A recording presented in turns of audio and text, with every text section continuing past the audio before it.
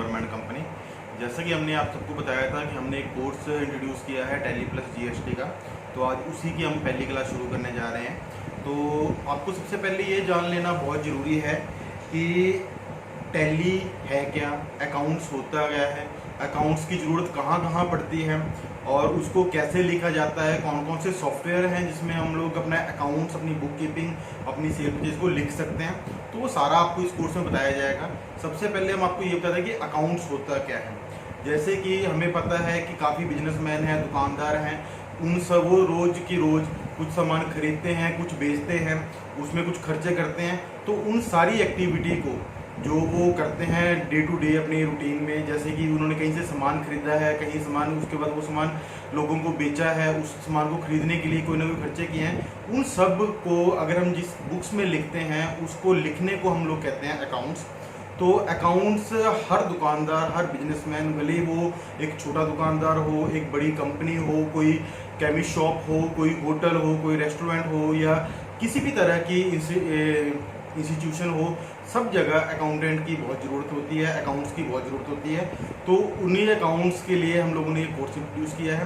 तो इस कोर्स में हम आपको क्या क्या सिखाएंगे, सबसे पहले हम ये सिखाएंगे कि अकाउंट्स कहाँ कहाँ लिखा जाएगा, कैसे लिखा जाएगा, अकाउंट्स में कौन कौन सी एंट्री आती है, किस तरह की ट्रांजेक्शन उसमें लिखी जाती है, और कौन कौन से सॉफ्टवेयर हैं मार्केट में अवेलेबल जिनमें अकाउंट्स लिखा जाता है। तो आज हम उसी शुरू करते हैं। जैसे कि अभी मैं आपको अपनी कंप्यूटर स्क्रीन पे लेके चल रहा हूँ, वहाँ आपको देता हूँ कि अकाउंटिंग सॉफ्टवेयर जो, जैसे टैली के बारे में हम आप बात करेंगे, टैली को हम कैसे इंस्टॉल करेंगे, कैसे अपने सिस्टम में लेके आएंगे, कैसे उसमें डाटा एंट्री करेंगे। तो हम चलते हैं अपने सिस्टम की तरफ। हम अपने सिस्टम के ऊपर आ चुके हैं। तो यहाँ पे सबसे पहले हम लोगों ने क्या करना है, गूगल खोलना है। गूगल में जाके तो पहले सबसे पहले आपको एक बात बता दूं कि अकाउंट्स करने के लिए कोई स्पेशल डिग्री या कोई होना जरूरी नहीं है, कि वो कॉमर्स बैकग्राउंड का ही हो। कोई भी बंदा जो +2 पास है, भले वो आर्ट्स में है, कॉमर्स में है, साइंस में है, वो अकाउंट्स की ट्रेनिंग लेके, थोड़ी बहुत ट्रेनिंग लेके वो अकाउंट्स लिख सकता है। एक जैसे एक दुकानदार है, वो 10th पास है, 8th पास है, वो अपने वही खाते अपनी किताबों में लिखता है, वैसे ही कोई भी बंदा जो मिनिमम +2 पास है, वो टैली का कोर्स करके, उसको प्रॉपर सीख के, थोड़ी बहुत अकाउंट्स की नॉलेज रख के वो अकाउंट लिख सकता है। तो उसके लिए बहुत जरूरी नहीं है कि उसका कॉमर्स बैकग्राउंड होना ही जरूरी हो। तो जैसा हम सबसे पहले बताते हैं कि टैली जो हमने डाउनलोड कैसे करना है, क्योंकि ये सबसे पहला कंसेप्ट है, क्योंकि जो भी अकाउंटेंट बनेगा उसके पास एक अकाउंटिंग सॉफ्टवेयर होना बहुत जरूरी है। तो उसके लिए आप गूगल खोलेंगे। गूगल खोलने के बाद यहाँ पर आपने टाइप करना है download tally ERP 9। Tally ERP 9 खोलने के बाद आपको जैसे यहाँ दिख जाएगा डाउनलोड टैली ERP, इसके पे आपने डाउनलोड पे क्लिक करना है। क्लिक करने के बाद एक नया पेज खुल जाएगा। तो यहाँ पे सबसे पहले आपने डाउनलोड करना है। यहाँ पे वर्जन लिखे हैं, टैली के काफी वर्जन है, अभी 6.6.3 जो वर्जन है, आपने इसको डाउनलोड कर लेना है। डाउनलोड करने के आपके नया एक पेज खुल जाएगा, उस पर आप जाओगे तो यहाँ पे आप देख सकते हो, यहाँ पे ये डाउनलोड हो रहा है। इसको थोड़ा सा टाइम लगता है। जैसा कि अभी हमारा ये डाउनलोड हो चुका है, यहाँ पे आप देख सकते हो।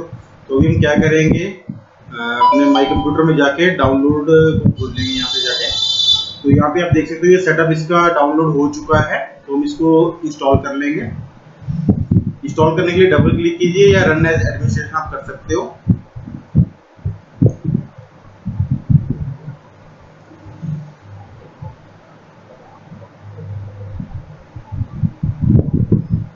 तो ये थोड़ा सा टाइम लेता है।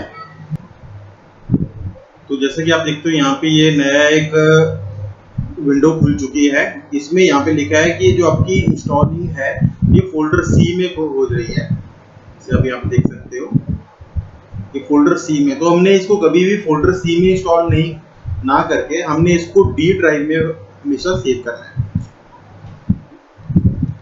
तो यहाँ पे हम D ये लिख देंगे और इसके बाद इसको हम क्या करेंगे, इंस्टॉल कर देंगे। तो यहाँ पे हम इसको इंस्टॉल करते हैं और ये इंस्टॉल हो रही है। थोड़ा सा टाइम लेती है इंस्टॉल होने में। आपको इसका पेड वर्जन लेना पड़ेगा, फ्री वर्जन में ये काम नहीं करते। जैसा कि मैंने पहले ही पेड वर्जन ले रखा है, तो वो मेरे में इजीली डाउनलोड हो जाएगी और पहले से डाउनलोडेड है।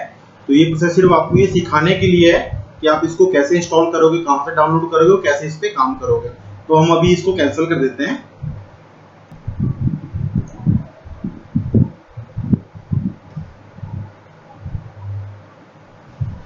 जैसे आपके इंस्टॉल होने के बाद आपके डेस्कटॉप पे कैसा आइकॉन आ जाएगा टैली ERP 9 का, इसको आपने ओपन करना है। तो कुछ इस तरह का गेटवे आपके सामने खुलेगा।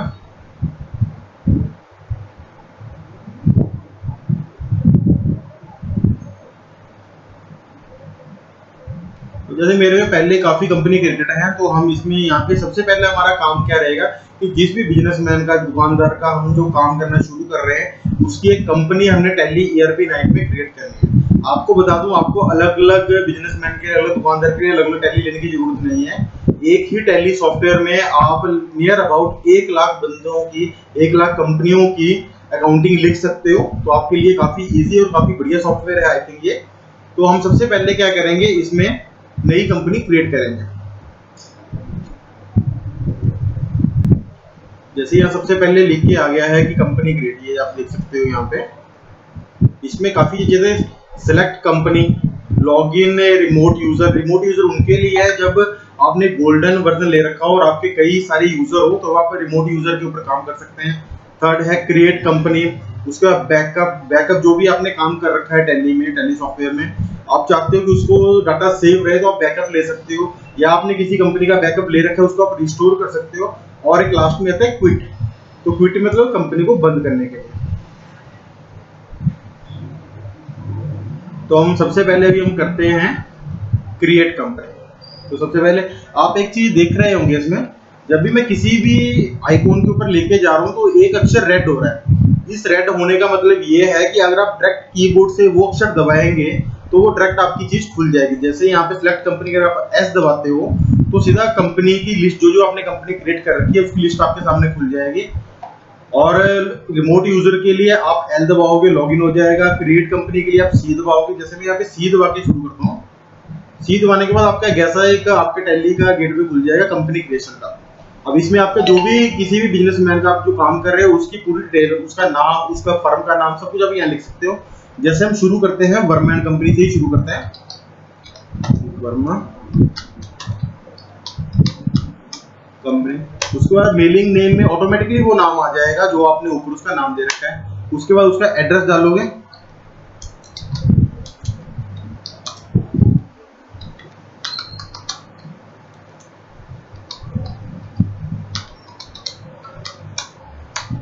कंट्री बाय डिफॉल्ट इंडिया आती है।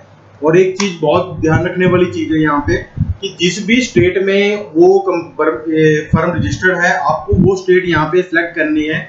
जैसे मेरी जो कंपनी है वो पंजाब में रजिस्टर्ड है, तो मुझे पंजाब यहाँ से सिलेक्ट करना है। मैं डायरेक्ट अगर P दबाता हूँ तो वो भी आ जाएगा। जैसे मैं यहाँ P दबाता हूँ तो P से जो पौंडीचेरी और पंजाब, अगर मैं पूरा स्पेल लिख दूँ तो P से खुल जाएगा, या मैं एरो की से इसके ऊपर ले जा सकता हूँ। और पिन कोड, यहाँ का पिन कोड, ये सारी चीजें आपने बहुत ध्यान से भरनी है। उसका कंपनी का जो भी फोन नंबर है यहाँ पे,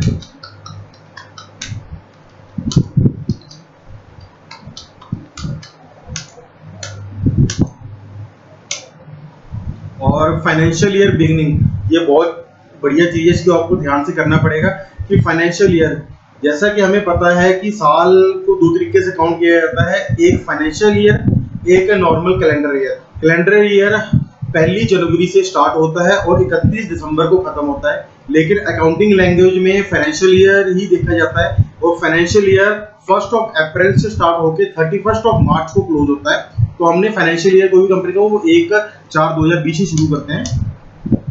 ये चीजें अगर आपने कोई पासवर्ड देना है कि आप चाहते हो कि आपका कंप्यूटर 2 या 2 से ज्यादा बंदे यूज कर रहे हैं और आप किसी कंपनी के लिए सिक्योरिटी लगाना चाहते हो कि ये कंपनी विदाउट इस पासवर्ड के ना खुले, तो आप यहाँ पे पासवर्ड भी दे सकते हो। अभी हम कोई पासवर्ड नहीं दे रहे। और आगे जो चीजें सारी दिख रही हैं, करेंसी का सिंबल क्या रहेगा, ठीक है, उसका फॉर्मली नेम क्या रहेगा, सारा कुछ आपको बाय डिफॉल्ट रिसेट मिलता है, आपने इसको कोई चेंजिंग नहीं करनी है। और यहाँ जाके आपने इसको सेव करना है।